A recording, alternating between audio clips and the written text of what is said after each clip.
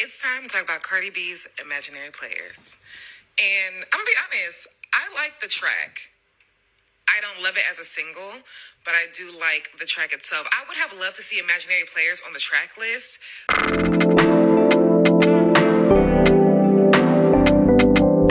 Maybe number 4 or 5. Get to that and be like, ooh, Cardi's talking that shit.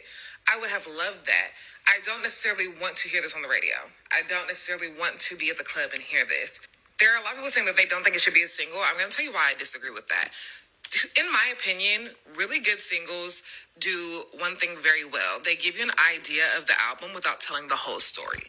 It gives you a taste of what's going on without being the best song on the album. Personally, I don't like when the best song is the single. What did Frank say? The best song wasn't the single.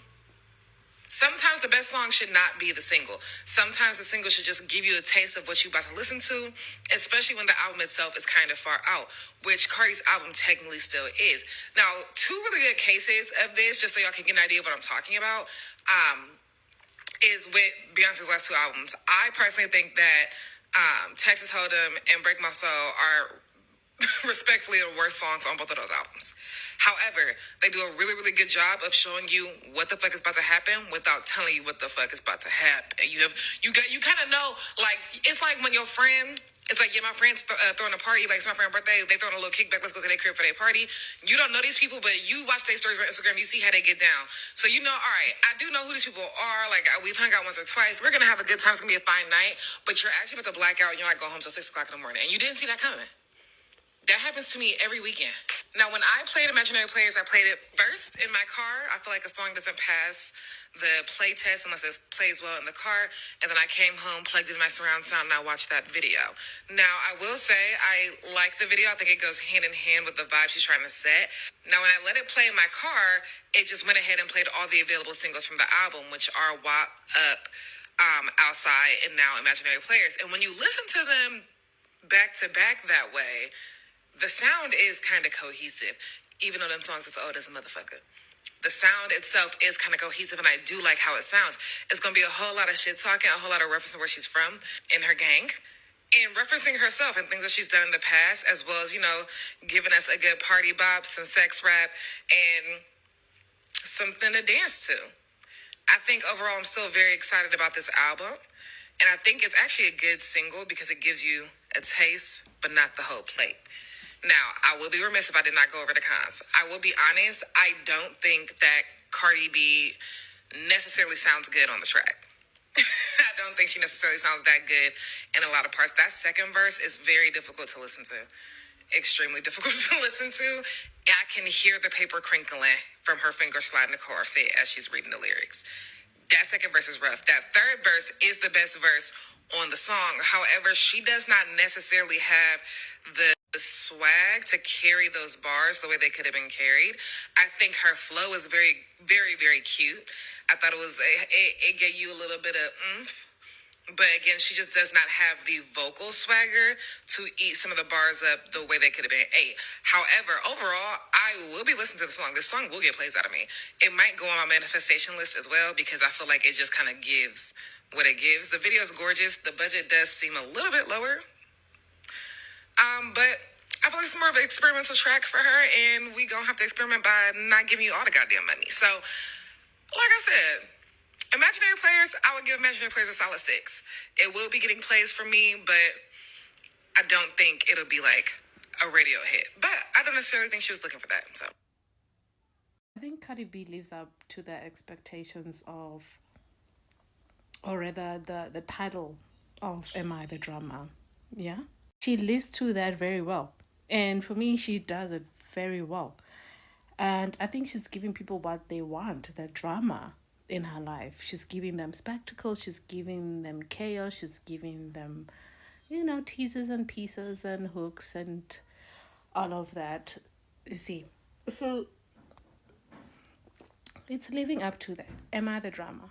Am I something that can keep you entertained until the album drops? Because that's exactly what it does. I think she's using what made her pop, from her first invasion of privacy thing. So until she also comes up, because this content creator comes in with the second part of her pregnancy, until she comes out with that and say, yo guys, I'm pregnant, I'm just gonna leave it in a shelf and just let it be. Because you just don't know. I'm just gonna let it be and let it slide. Because for me, I don't think it's much of an impact. I won't be surprised if it comes out that she's not pregnant. I won't be surprised either if she comes out pregnant. It's one of those things that says she's giving you drama, even if it means that she's gonna give you drama with her own life to entertain you, with her own kids, with her own pregnancies, right? I wouldn't be surprised either if she faked it, probably for enhancing sales, the anticipations. Hey, I just wouldn't be surprised at all. But let's hear the second piece, okay? Because we can't talk about her album without talking about pregnancies. Cardi B pregnant as fuck. She pregnant as fuck. And I knew that when the photo shoot pictures came out for the album cover and she's doing that laying down with her leg up like that. Yeah, I already knew that. And then when she posted the video in the fur coat in the apartment complex, the thing with Cardi B is she has a tail when she's pregnant. She covers her stomach with her hand. She did that like 6-7 times in that video. And then on top of that, I can literally see your stomach being curved. So, but this video of her walking out the courthouse in the white suit, that bitch pregnant than a motherfucker. Like, not even just a little pregnant as a bitch. And people are like, oh, she's out of pregnancy waddle. No, I mean, it looked like she was just trying to like move slow. For one, she's in heels going downstairs. 2, spatial awareness. Her security was kind of close to her and there's people recording. So she was just moving slow. I can tell she's pregnant because if you look at where the zipper of the pants is, it's puckering like fuck. Every time she take a step, it's going in and out, in and out, in and out. That only happens when your the waistline is too big. This only happens when your pants don't fit, but you have a belt on. As a person who has spent the last 3 years wearing clothes that do not fit because I was experiencing massive weight loss, I didn't want to keep buying clothes. That is literally what my clothes look like because I have to belt my 2 big pants around my waist to make them stay up. The rest of the suit is completely tailored. Completely tailored. That one area is not fitting because the pants are so fucking big because her waist is big because she's pregnant, but the legs are tailored to fit her legs, which is why you have that extra gap in fabric right there. Go look at the video. I'm not wrong. I have never seen somebody not want to go on tour so bad. They're not going to let you do that this time. It's not going to work. At this point, I feel like she just I think she loves being a mom. I think she very clearly loves being a mom. I think that's very, very obvious. She's one of the people who would have had hella kids, whether she was rich and famous or not, because she very clearly loves to be a mom. Cool, I'm cool with that. However, I do think she be getting pregnant on purpose.